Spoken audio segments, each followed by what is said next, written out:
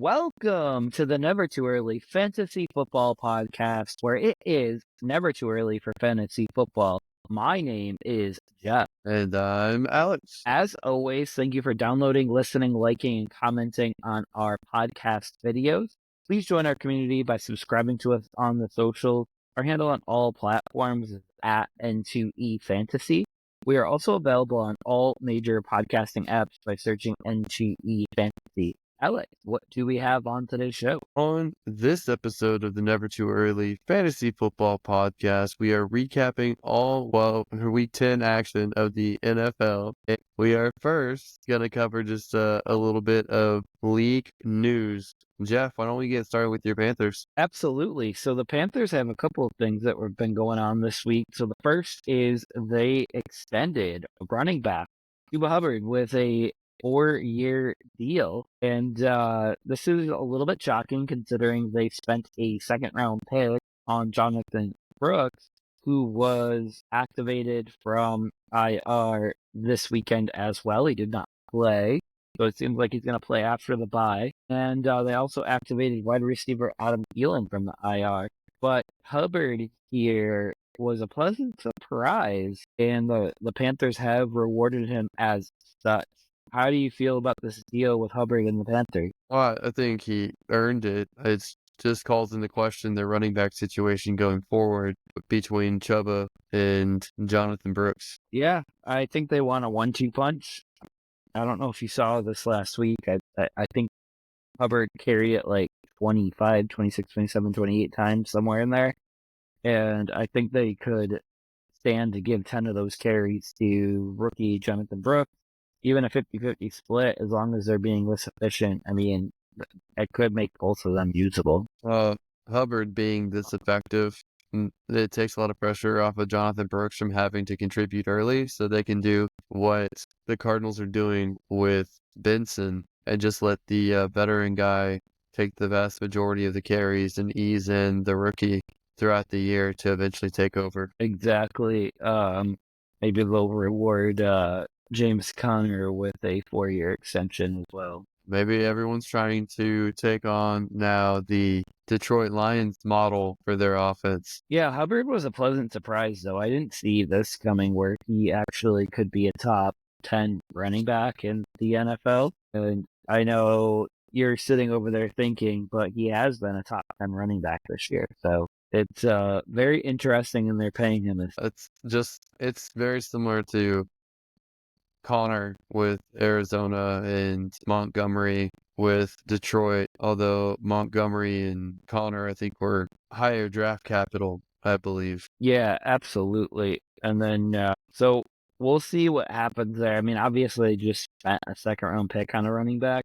Either they're not in love with him or they're in love with Hubbard. I mean, that's how I read this particular transaction. Well, how do you feel about Dak Prescott ending his season on IR and needing a hamstring surgery? So this pretty much puts the nail in the coffin to all the Cowboys' hopes of getting to the postseason, doesn't it? Yeah, I mean, they might as well start Trey Lance going forward. I don't feel good that this happened to Dak, and yeah, it's just really sad that this happened now. I don't think even with him they could have made the playoffs, made a run, anything like that. I think their season was pretty much exactly what it was this last weekend, or just a little bit worse now. So I don't think they have enough firepower. I think they're like several players away from having enough firepower. Unfortunately, they have a lot of people to pay this offseason, and they're probably going to lose Pro Bowl guard and future Hall of Famer Zach Martin in free agency, and Lawrence, the defensive end in free agency. No idea how it's going to play out with Parsons either. So they're not looking good for the next couple years. Yeah, so we'll see if they can rebound quickly or if it'll take several years, like you just said. They do need a run game, so a running back would change their landscape quite considerably quickly. They just don't have it right now with Dowdle or Elliott or Dalvin Cook. They're all the Cook and Elliott are just skeletons of what they once were. They're just cooked. Yeah, they're the ghosts of Christmas past. Well, speaking of running backs, we might have one coming back instead of fading out of existence. So the Chiefs activated running back Isaiah Pacheco off of IR. Do we expect him back this week, or do you think it's a situation where he's actually going to play maybe next week or later? So I have seen where teams have activated a player and then not played him the very next week. See Nico Collins from just last week. He was activated but didn't play. Jonathan Brooks activated but didn't play. So it gives us some moving parts here to actually like try to figure out what teams are doing here. But I don't know if he regains the full backfield when he gets back anyways, because Kareem Hunt has been a big part of the Chiefs offense when he was out. So it'll be interesting to see what mix that they have going forward. All right. Okay. So next we have the Chicago Bears fired their offensive coordinator Shane Waldron after struggling over the past few weeks and having their rookie quarterback start to decline in his play. Shane Waldron is also the offensive coordinator who made Geno Smith decline after his resurgence. So a lot of fans are happy Waldron's gone. Maybe the head coach Eberflus will be gone next if they continue to lose. But in the meantime, they promoted Thomas Brown as the new offensive coordinator. Thomas Brown, Jeff, as you will remember, was the play caller for the Panthers at the end of the season last year. And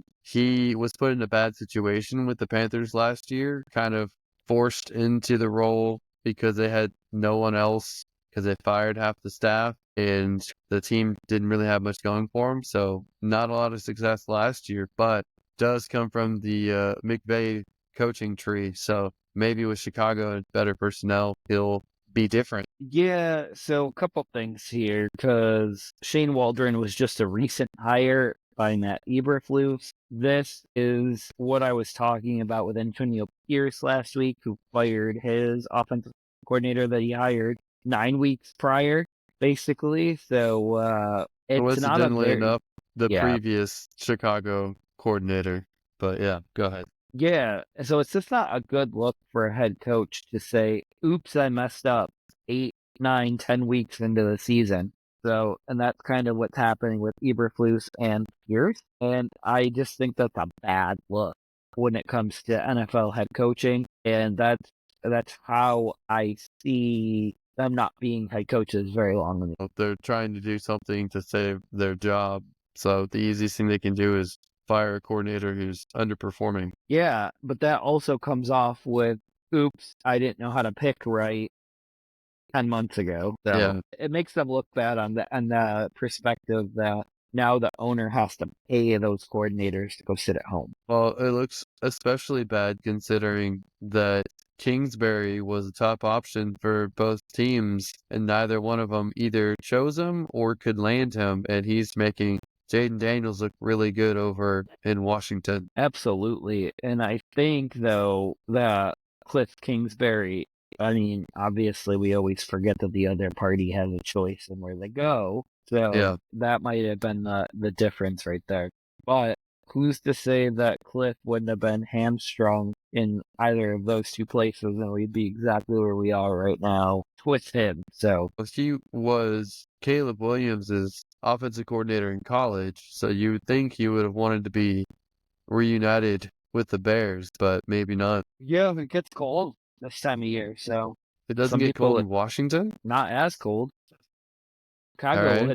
Chicago will hit the zeros. I think Washington, the lowest it gets is like 30. That's not true. It definitely snows. It definitely gets sub-zero there. But I think that just kind of proves too that Caleb Williams may not have been the best quarterback coming out of this draft. I think Kingsbury might have Uh, known that. who could have guessed that, Jeff? Who has been saying that there's other quarterbacks better than Caleb Williams? And you had Jaden Daniels on your list, right? Is better than him. I knew you weren't a Daniels believer either. I like Daniels' talent, but I just don't like his chances at longevity. But I did think Daniels was gonna be the best fantasy rookie quarterback. Yeah, and they have a very good record already too. So I know this week didn't go well for them, but it wasn't bad either. Putting up 27 points against a Steelers defense. So, Yep. all right. Right. Well, Well, let's move on to our recaps now. Just a reminder, the Browns, Packers, Raiders, and Seahawks were all on bye week. And let's get kickstarted off with the Thursday night matchup between the Bengals and the Ravens, which was an incredible Thursday night matchup. I bet Amazon was very proud to have that game because 35-34, we both narrowly got it correctly with Baltimore picks. So both green for us there, although the Bengals almost won it with a 2-point conversion try, weren't able to convert it. So Baltimore held on. But man, why did we even watch any other football besides this game? It was the game of the week, wasn't it, Jeff? absolutely just a barn burner. And sometimes I say that sarcastically, but not with this game here. I think Joe Burrow and Lamar Jackson, I think they each had 5 touchdowns in this game Yeah, passing. he said four. Four Four. touchdowns, no pick. That's insane. And it just proves that Joe Burrow needs to play better than perfect in order for his team to win. And really sad for Joe Burrow, but I also think that the Bengals are oddly in the driver's seat for that 7th playoff spot. So I think they're gonna creepy crawl their way right back into playoff contention for that 7th spot. Yeah.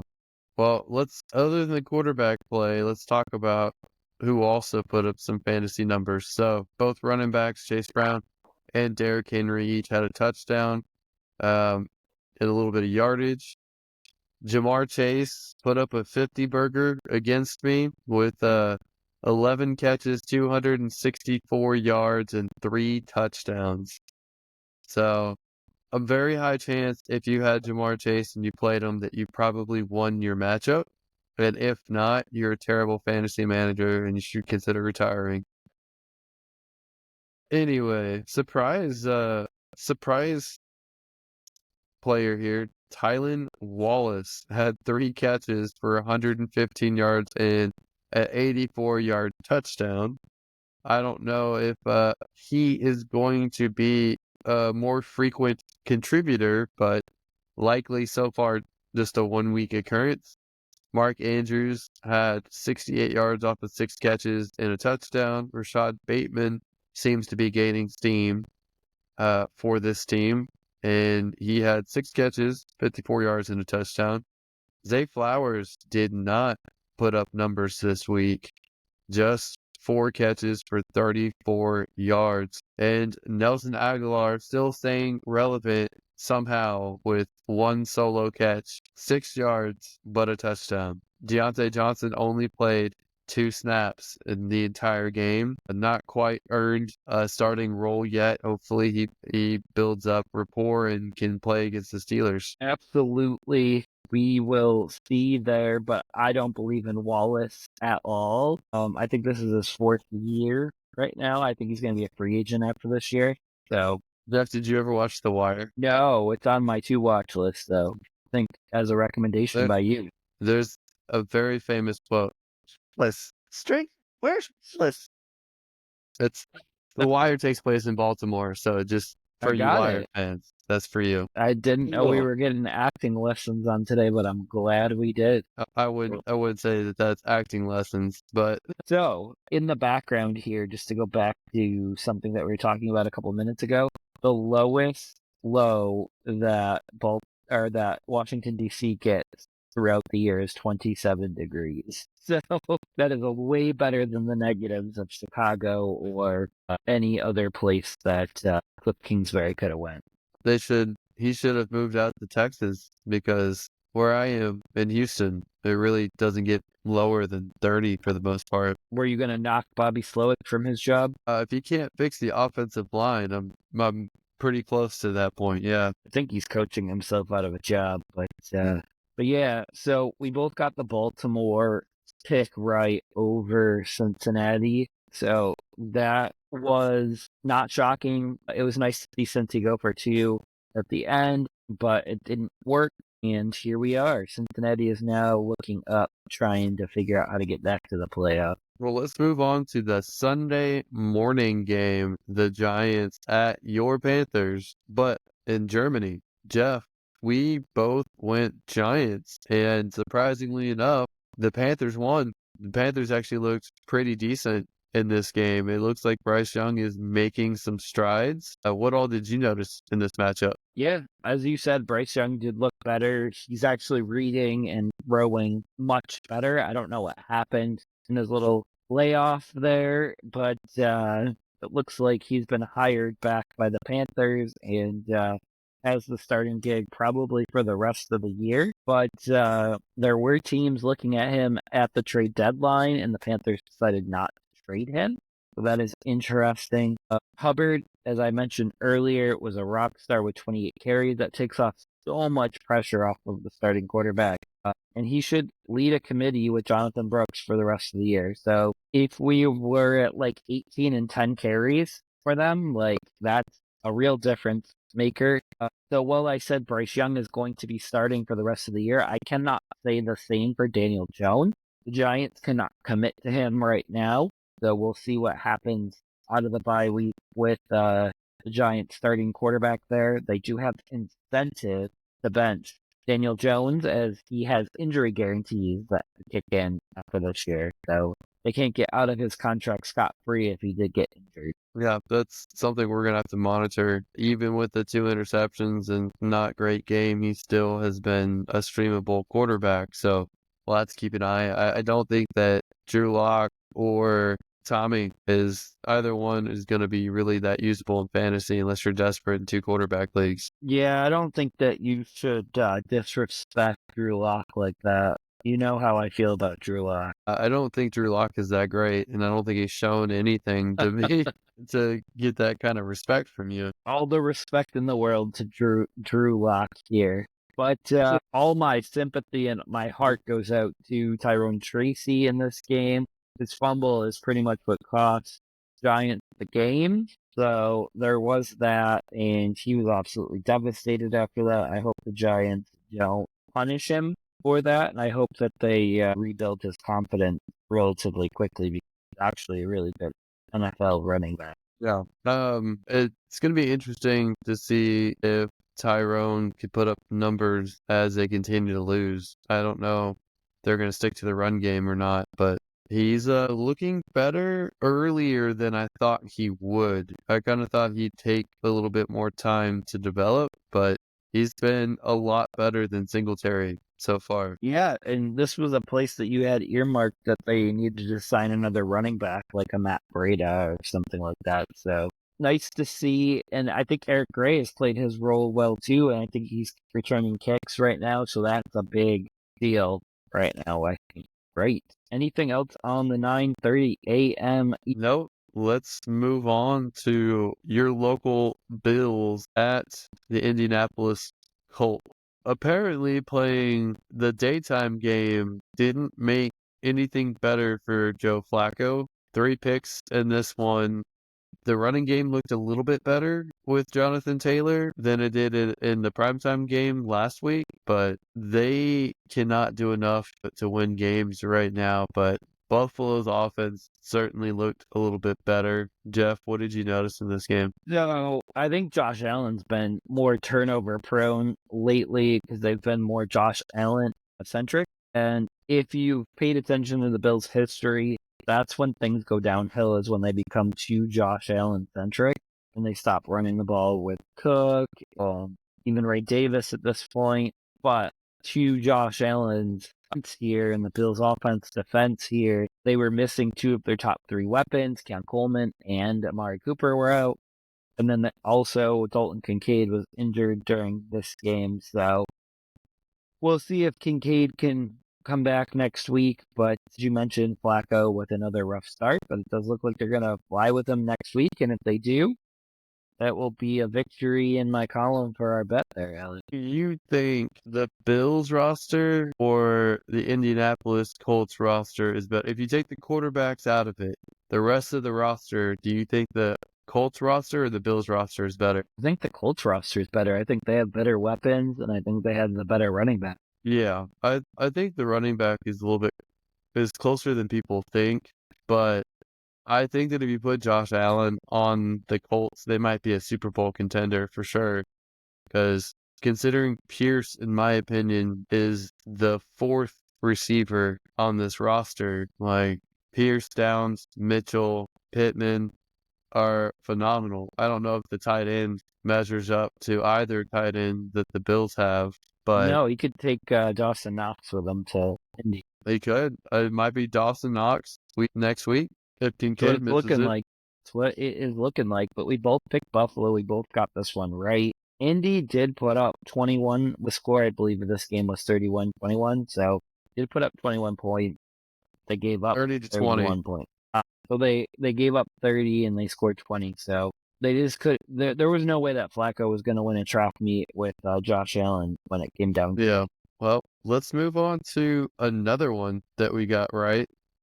Uh, Broncos at Kansas City. We both picked Kansas City. There was almost a surprise upset by Denver, but the last minute they got their field goal attempt blocked. So Kansas held on 16-14, I believe. Yeah, But it was a 2-point victory for Kansas City. Some of the takeaways from this game for me were Patrick Mahomes is barely a startable fantasy quarterback in one quarterback leagues right now, but he still is the best quarterback in the NFL. He knows who to get the ball to, who to distribute it to. He knows how to ask the referee, make sure he lets him know when a guy's coming after him. So I'm sure you saw that as well. my takeaway is I thought Bo Nix was the better quarterback in this matchup.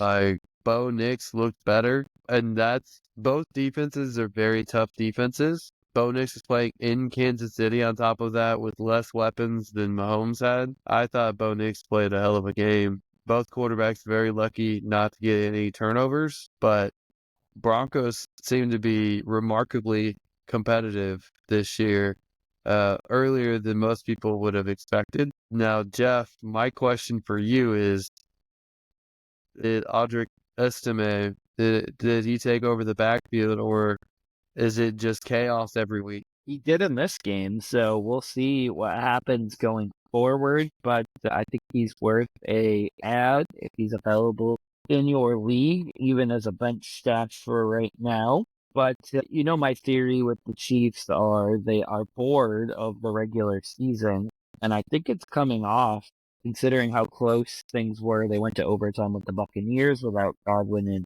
Evans. I think they're inching towards getting defeated. That could happen as early as next week. All right. Let's move on to the next matchup here that we also got correct, and that is the Vikings at the Jaguars. We both picked Minnesota. We both were correct. Jeff, your boy Darnold is deteriorating before our eyes, and yet they still picked up the victory here. Darnold, 3 interceptions, no touchdowns, despite Hawkinson being back, having Justin Jefferson, having Jordan Addison. Aaron Jones played a lot of the game, got hurt halfway through, but looks like he'll be back this next week. Cam Akers got 13 carries in this one and a catch, so he might be carving a little bit more of a role himself. What were your takeaways in this matchup? So for this matchup here, I think Hawkinson is back. I think that's going to be very valuable down the stretch. Your boy Mac Jones looked worse than Trevor Lawrence, and it does look like Lawrence's season is over as we speak. Another one of your favorite Bixby got injured, and it looked like that paved the way for ETN to go back as the starter of the team. So we'll see what that looks like going forward. But Jones did get injured in this game, but he did come back to ice the game. So just keep an eye out, see how he was feeling after the game. We all know that after you cool down, you could feel the full extent of that injury. So that is just my little bit of insight for next week. Is just watch out for Aaron Jones, and I think Cam Akers is his direct handcuff now, not Ty Chandler. So You were a big Ty Chandler guy. You're a big Akers guy too. So how do you feel about the situation? I mean, they're going with whoever's running the ball better right now. So I applaud them for going with the hot hand. And right now it has to be Cam Akers. There's a reason why they traded for him. Yeah, I think they just wanted depth, but he seems to be more reliable than Chandler, although Chandler has more upside, in my opinion. Yeah, I'm still not a big fan of the Texans trading away Akers because there had already been injury scares with Nixon and Pierce. Pierce already had another injury scare this last week, so I don't know. I just feel like they made a spot weaker when they for a pick that's not even going to make a difference. Well, I'm more upset that they didn't acquire offensive linemen, but that's neither here nor there because our next matchup are your division rivals, the Atlanta Falcons at the New Orleans Saints. We both picked Atlanta in this one, and it did not go that way.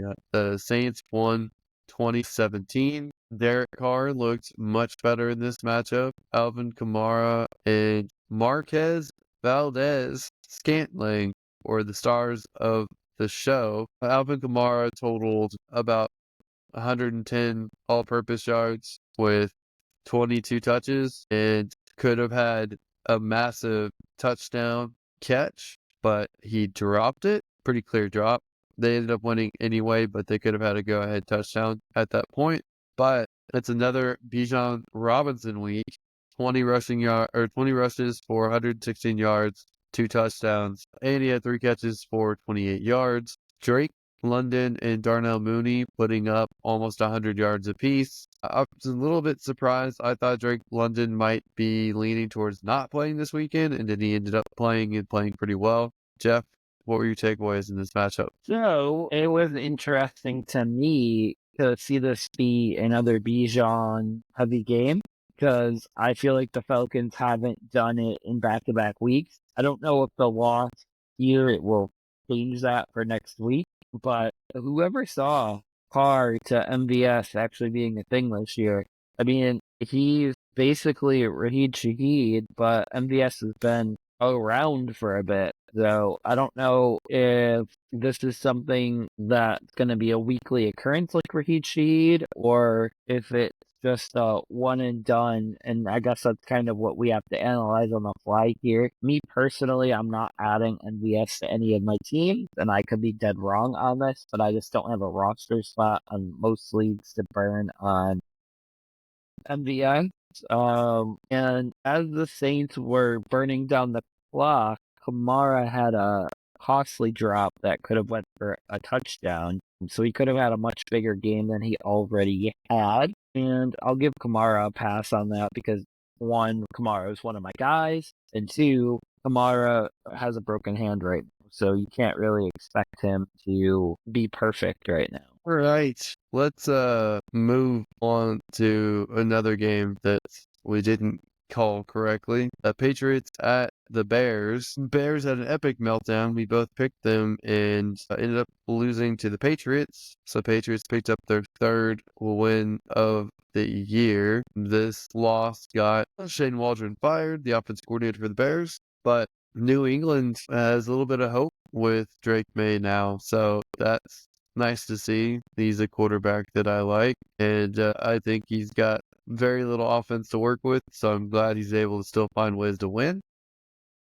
Ramondre Stevenson had a reasonable game, 20 rushes, 70 yards, but no touchdowns, and not much else for the Patriots offense. Swift had an okay game, but didn't score, so didn't really matter that much. Not much going for the Bears at all, Jeff. What do you make of this game? Boy. So I don't really have many notes from this game because I feel like it was one of the more disappointing games of the week. But from the Bears' perspective, outside of Swift, who are you starting on that offense right now? Like, are you still starting DJ Moore? Are you still starting Doomsday, Keenan Allen? Like, are they startable at this point? I think DJ Moore, you kind of have to start, but the other two are desperation plays. I think that's pretty much it. It feels Oh, because gross though, DJ doesn't Moore, it? yeah, DJ Moore, you're kind of hoping for one big explosive play, really. maybe a touchdown. The others, you have no idea, and they're complete desperation plays. Absolutely. But May outperforming Williams here was like the 911 call. But again, Eberflus picked Waldron to run this offense and fired him after 10 games. So it comes off so bad to the head coach to fire a guy after 10 games. So Well, I know they're trying to save their job. Fired offensive coordinator 2 years in a row. Well, twice in the last 12 months, or like not even 12 months. We're at 10 months. Like you Yeah. fired him in January. Takes Yep. a special kind of special to fire two in the same calendar year. Well, from Yahoo Sports reported earlier today that the players lobbied for Waldron to get fired, and the players lobbied for them to bench Caleb Williams. I mean you can't at this point. Like you just can't. He's not playing that bad he's not playing Bryce Young bad right now. He is not particularly playing good. He holds onto the ball too long, which led to the New England Patriots sacking him 9 times. So I don't know what the answer they is might need there. to switch to what is it? To who is it? Badgett? Conserve Williams. Yeah, he needs to sit back and learn of it from the bench, to be honest with you. Absolutely. All right. So anything else on this game here? I didn't really have very many notes because it was not a very fun game to keep an eye on. No, I think that was it. Oh, right. So we can hop over to the game that we had alluded to a little bit earlier with the Steelers at the Commanders. The Steelers pulled out this game, which gave you a victory over me. You won this game. I lost it. But I will say I was right, even though I got my pick wrong. Mike Williams was the difference in this one. So I had told you that it was a big deal acquiring him, and he won game one for them, basically. It's a really big touchdown catch, and it's kind of showing Aaron Rodgers that Aaron Rodgers was wrong about him. Because if Russell Wilson can toss it to him, Aaron Rodgers surely could have tossed it to him. Came down the sideline in the corner of the end zone, got a nice touchdown, put them up. It was a good moment for both Mike Williams and Russell Wilson, who both were discarded by their prior teams. So it's nice to see. Absolutely. I also noticed that the Steelers have been undefeated with Russell Wilson. And are you ready to finally admit that Russell Wilson was the better quarterback for the Steelers team, or not quite there just yet? I'm not quite there just yet. He's been playing very well, and Fields has his issues, but Fields does have that mobility. But Yeah. Russ has been getting away with just chunking it and hoping the guy catches it. Well, he's got So two guys that can do that now. He's got Williams and Pickett. Pickens, Yep. well, I also think Firemouth can do that too. So I think the offense is built more for a Russell Wilson to run it. But 3 touchdowns, no interceptions. Like he is playing really good football right now. And you know what would be funny is if the Bengals miss the playoffs, the Broncos get that last spot. And in week 1 of the playoffs, it's the Broncos versus the Steelers, where you get Russell Wilson versus Sean Payton. Like this feels like a great storyline right now. Don't think it'll happen. I don't think Denver has enough to make it just yet, but fun to think about for. All right, yeah, that would be a fun matchup. But like you said, I don't think Denver has enough firepower right now.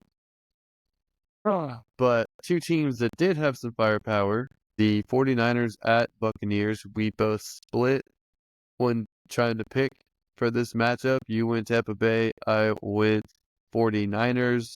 49ers won a close game, T3-20. And this was a very interesting game because the 49ers kicker Moody missed 3 field goals, which led to Deebo Samuel trying to choke out the long snapper and punching his own teammate, the kicker Moody, after the 3rd miss, which kind of seems like it should be a big deal and there should be some kind of suspension or something. It might lead to Deebo being moved since he's approaching the end of his deal, and I can't imagine they want to pay him and re-up him, considering all the issues that they have right now. So, Jeff, I know that you have some other talking points here, but what do you think about all of that so far? So, I don't know what to make of the Debo thing. He is signed through 2025, so this would have to be a cut. So we'll see if that does happen. But if you're gonna cut him for this, then cut him for it now, not in the off season. Emotions do get out of hand. This was a game where you won and I lost, but this game was much closer also than we thought it would than you thought it would be. So I think you thought San Francisco out of the bye would be very crisp. McCaffrey didn't look 100% in his return. There's something to monitor there. So people that were hoping to get McCaffrey back, he didn't look great in start number one. And then this was a victory lap for you here, but Bucky Irving did outperform Rashad White on the ground. So it does seem that Bucky Irving, if he can get fully healthy, is someone that's going to lead the team. And poor Tampa Bay, though, that's back-to-back heartbreakers. They lost against Kansas City and San Francisco, and they easily could have won both of those games. And that's the Super Bowl last year, basically. They went right from Kansas City to San Francisco, so they could have beaten the two Super Bowl contenders from last year pretty easily. Yeah. And I think there are a lot of plays where Baker Mayfield kind of played out of his mind a little bit. There's one where he has someone tugging his arm. I think it's 3rd and 9 or 4th and 9, and he got the conversion somehow. He still threw the ball and got the conversion, which is pretty incredible. He's trying his best, but He's really good. yeah, Tampa Bay's offensive line isn't that great, and they are missing some of their star wide receiving talent out there too. So I'm not able to push defenders back and spread out coverage, but Baker's still playing fairly well. Yeah, I mean, he's a really good quarterback. I never thought we'd get to the point of me actually saying that because of what happened with the Browns, but we are here, and that play was very epic, and it'll be a play that I remember for quite a while because it's ingrained into my memory. Well, let's move on to matchup we both got correct. Tennessee Titans at Los Angeles Chargers. We both went Chargers. We were both correct. Chargers won 27-17. It was kind of close at the beginning of the game, but the Chargers put this one away. Jeff, what were your takeaways in this matchup? So, for here, the Chargers get another victory, and they appear to be in a driver's seat for a wild card playoff spot. I know you want to be very skeptical of saying that, but between how Herbert's playing and Harbaugh's coaching, and their weapons are just enough to get them into the playoffs, in my opinion. As long as Herbert is healthy, I see this team being a playoff team. But the Chargers win this one on the ground. Like, there was no reason for Herbert to air it out here because they're playing the Titans. Levis looked improved. So was this another, like, Bryce Young thing where, like, a little bit of time off helped him reset because he came out and actually looked like a professional quarterback, like not a star, but a professional quarterback. And he's kind of making Calvin Ridley a startable wide receiver right now, which is something I didn't think that I would see happen. They had their struggles early in the season trying to get onto the same page. And then I had Spears and Pollard as a split, but apparently Pollard injured his ankle, retweaked it, I should say. And that kind of led to Spears getting more carries. So that'll be something to pay attention to this week as well, making sure that that Pollard is healthy enough to go next week. Let's see. I think Levis kind of got lucky with at least one of the Calvin Ridley touchdowns, but he had a really good throw with one of them too. So who knows what Will Levis is at this point. I think he's going to have up and down games. I think he's going to have games where he looks very competent and looks like he could be on his way. And then he's going to have the meathead moments where he just does something self-destructive and stupid. The Chargers, I think that this was just more of like an efficiency game for them. I think that's kind of their MO is just trying to be as efficient as possible. I think they're going to struggle against the better teams. in the league, and I think that they might very well make the playoffs in part due to how weak the AFC is this year. So AFC is just very top heavy, and then the other playoff teams are kind of iffy. Seems like Absolutely. I think they're going to be the number 6 seed into the playoffs. I think either the Steelers or the Ravens will be the 5th seed. it very well be. All right. Next, we have the Jets at the Cardinals. Oh, we both picked this one wrong. We both picked the Jets. Cardinals ended up winning in a landslide in this one. I guess not that surprising considering the way the Jet season has gone, but the Cardinals are the new darlings of the NFL season.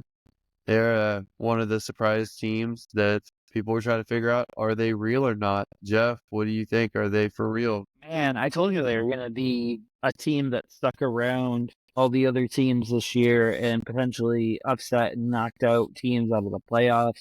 I think Aaron Rodgers appears to be cooked. I know we used that metaphor earlier for Dallas Cowboys running back, but he looks bad. Trey Benson got some run after the game is out of hand, so it was nice to see the rookie running back some carries in this game. And Kyler Murray had one of his best performances of the season and of his career. So I think they are a potential playoff team. I think only one playoff team comes out of the West, though, and I think the 49ers still are in the driver's seat for that one spot. But all depends on Green Bay, I guess. Yeah, I think uh 49ers should still win the division.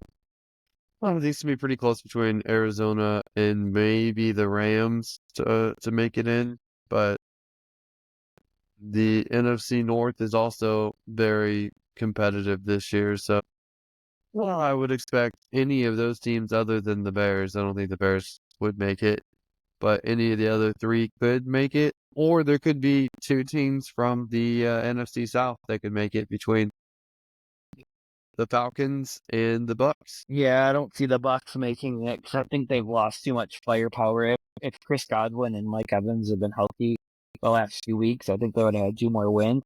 I think exactly what you're saying could have easily happened. But I will say that I believe the Vikings have already cemented a playoff spot. I don't see how they can lose enough games to be out of the playoffs. And I think the Commanders and the Eagles are winning enough games right now to make the playoffs right now. I think We're talking about that last spot now. well, I think it's possible the Vikings might not make it, but I think the Commanders and Philly have both won enough games. Yeah, I mean the Vikings are 7-2, so they would have to not to go worse than 3-5 the last several games to not make the playoffs, in my opinion. Well, if you look at their remaining schedule, Bears are a definite victory. well, they play the Bears twice. I mean, there's a chance that they split that. They could lose to Atlanta. They could lose to Seattle. They could lose to Green Bay. They could lose to Detroit. They could.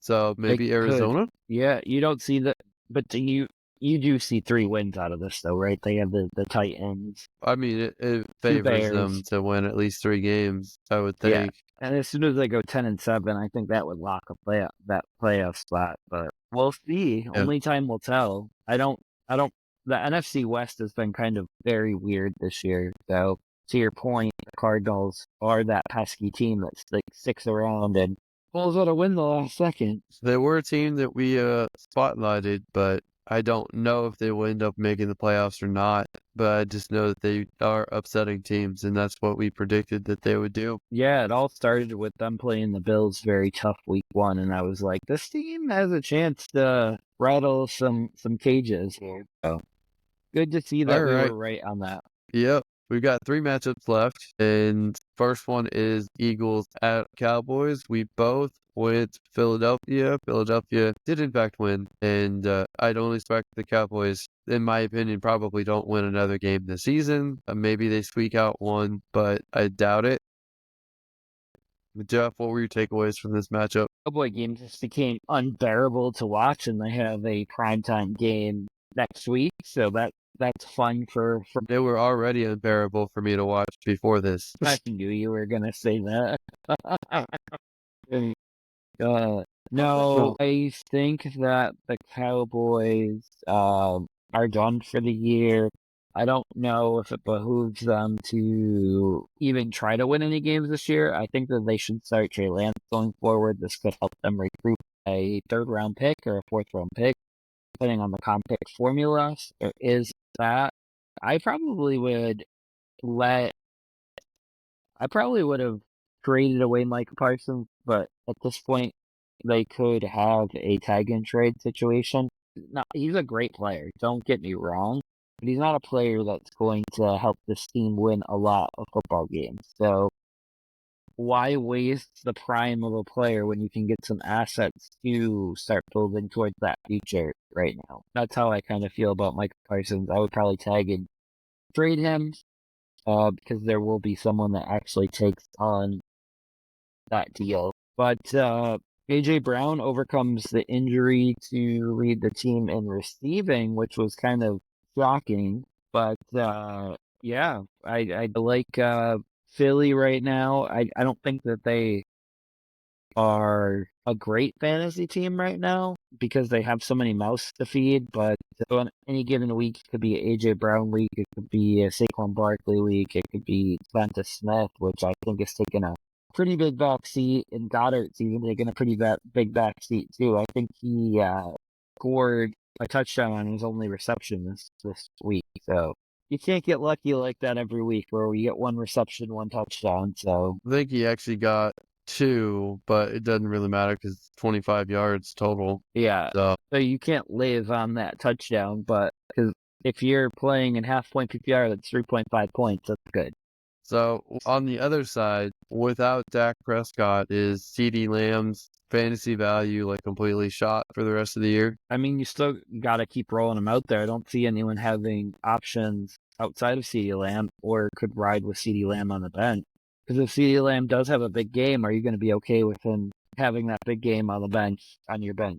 And my answer would be no. And it won't be fun going forward with him, No. but guess we can move on to the Sunday night game. The Detroit Lions came to town against the Houston Texans. Texans should throw away their battle red jerseys because they did not win with them. Jared Goff threw 5 interceptions, and yet the Texans still managed to lose. I know that there was a missed field goal by Kaimi Fairbairn, but that alone didn't just lose the game. Texans offensive line just can't block. Nope. Joe And it's Mixon getting couldn't worse. do anything off of the Joe Mixon couldn't do anything off of the 25 rushes, averaged less than 2 yards per carry. Tank Dell didn't seem to get on the same page with CJ Stroud in this matchup. The only surprisingly decent play here was John Mechie III, who had 74 yards and a touchdown, but Yeah. no one played him. Nope. You think But Nico returns next week? yes, he was almost ready to go this week. They didn't play him because he didn't practice enough, but they said no setbacks. They desperately need him back. For Goff to throw 5 interceptions and the Lions to win is insane, first of all. But I think to your point, I think the way to beat the Texans right now is to stop the ground game. And if you stop the ground game, the rest just doesn't work. I mean, it could all change with Collins back in the lineup, but that is an interesting formula that Detroit had there. But I think the Lions proved that they can win tough games and they can overcome adversity and the turnover deficit to still win games. So kudos to the Lions. They had a really tough come from behind victory. And I still think that they're probably one of the best bets to win the Super Bowl this year. Yeah, I completely agree with you on all of that, but I'm gonna need to see something from Goff here in the next couple of Yeah, games because, he yeah, has not performed well the last 3 games. no, and I know we've talked about this before, and you've been like, because of the game script and everything like that, but now we're on 3 games in a row where I'm just not feeling great. So we'll see what happens there, but fantasy wise, he's becoming a not SC starter right now. So it's scary out there at quarterback. Trust me, when Mahomes is quarterback 14 on the year, that's a pretty scary Seems like thing. there's only 9 or 10 decent fantasies quarterbacks worth starting each week, and the rest just seem to not be doing well. It just seems like a trend. Exactly. All right, Jeff, let's finish up with the Monday night matchup, the Miami Dolphins at the Los Angeles Rams. What was your takeaways from this matchup? So we both got this one wrong. Tua was just good enough for the Dolphins to beat the Rams. Rams were just off in this game. I don't know how else to describe it. Their passing game was just fine. It didn't seem like they ran the ball enough to get into a rhythm here. So I do expect them to course correct and fix that for next week. But what's going on with Mr. Tyreek Hill right now? I think he had like 2 catches and a touchdown as well, like the Dallas Goddard line we are just talking about. I think Tua is not good enough to get him the ball. If you look at Tua's passing chart, it's all within 5 yards for the most part. And Tua himself, well, he keeps putting himself in dangerous situations. Like he tried to tackle the guy on his interception with his head and got kneed in the head for his troubles. And it's like, I don't know what else he needs to do to learn his lesson, but he's awfully close to getting another concussion. And it's not something I want to see. But Yeah. Speaking of concussions, though, I thought Malik Neighbors in the Germany game had a concussion as well, but he ended up getting cleared and coming back in. yeah, there's a lot of guys that they got injuries, but seem to all of a sudden be okay. Kyler Murray had his helmet ripped off and thought he was going to get checked for concussion, but they ended up not forcing him to do it. But in this matchup, like you're pointing out, I don't know 100% what the problem is with Tyreek Hill, but the offense is broken. They're not able to spread out the field. They're not able to unleash Tyreek Hill or Devon Achane. He got bottled up in this matchup too. I think that the Rams pass rush forced Tua to throw the ball too quickly, and that offense was relatively contained. For the Rams, I thought they should have passed to Cooper Kupp a little bit more. He was 7 for 7. He was catching everything thrown his way. Felt like Stafford forced the ball to Puka Nakua too many times.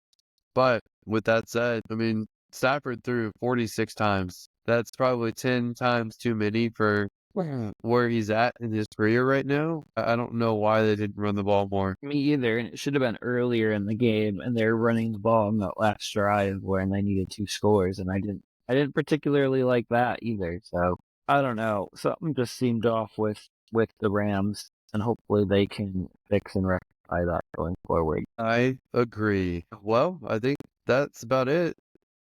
That does it for this episode of the Never Too Early Fantasy Football Podcast. Thank you all for downloading or listening to this episode, and please don't forget to like and subscribe. Please leave us a comment and share the show. Every little bit helps. You can find us on all podcasting apps by searching N2E Fantasy and with our handle at N2E Fantasy on all social media platforms.